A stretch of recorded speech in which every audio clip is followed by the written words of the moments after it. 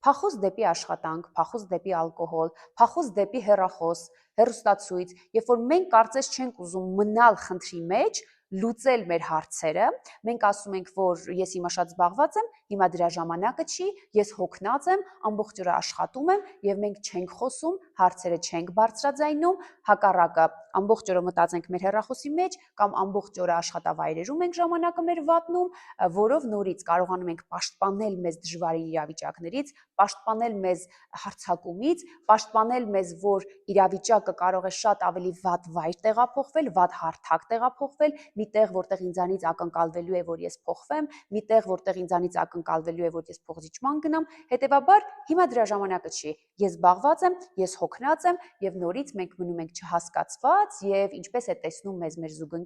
զուգընկերը մեզ տեսնում է մեկը, ով չի ցանկանում ներդրում անել այս հարաբերությունների մեջ, առաջնահերթություն չի տալիս ընտանեկան հարաբերություններին, չի կարևորում, չի պայքարում, այլ իր համար մեկ է։